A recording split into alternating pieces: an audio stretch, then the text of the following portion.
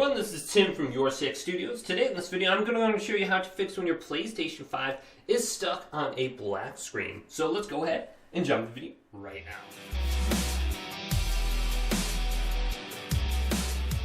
So if you're getting a black screen on your PlayStation 5, the first thing we want to go ahead and do is simply power off our PlayStation 5 and unplug it from the wall outlet.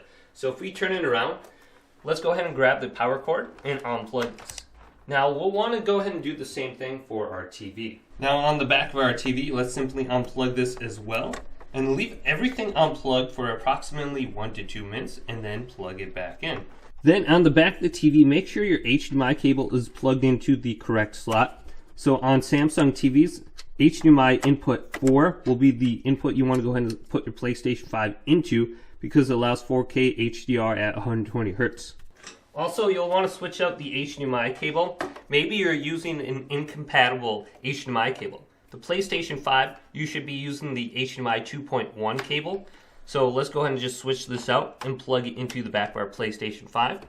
Then also what you could try is taking the PlayStation 5 end and putting it into the TV and flopping the TV end around and putting that back into the PlayStation 5 if you do not have an extra cable. Now let's plug our PlayStation 5 back in and launch it into the safe mode menu. So to access the safe mode menu, we need to have our PlayStation 5 completely turned off. So there should be no light on the light bar here. Then hold down the power button. You will hear one beep initially, and then you will hear another beep. And this is an indication that you are launching into safe mode. So I heard that second beep, I'm going to let go. Now we will need to plug our controller in to the front USB slot and then connect it. Then press the PlayStation button and we will be able to operate the safe mode menu. Now if we are able to see this screen under the safe mode, but we are not able to see our PlayStation 5 start up and launch, this is because there is a resolution issue between your PlayStation 5 and the TV that you are using. Maybe the TV is running an incompatible resolution that your PS5 just isn't recognizing, or vice versa. So you'll want to go down to option number 2, change video output, and try changing the resolution. So let's go to OK now. And when I did it, it said repairing console storage. Sometimes when you unplug your PlayStation 5 from the wall outlet without properly shutting it down, you'll get that screen that pops up. So don't worry about it. Now I'm able to select the resolution. I'd suggest going to automatic on the top. Maybe you manually inputted 4K resolution right here, but your TV only outputs 1080p. So you are unable to output 4K on your monitor, so it becomes a black screen.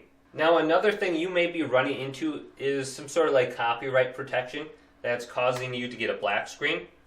So since I am using a capture card, this device right here, I have my PlayStation 5, this white cable, running into my capture card and passing through, and then this black cable is running to my TV or monitor. But since I'm using this capture card, if I turn on HDCP on my PlayStation 5, I'll get a black screen. Now on our PlayStation 5, what we could do is go up to settings and then scroll on down to system, then go to HDMI and go to the right, and we can try turning off and disabling HDCP.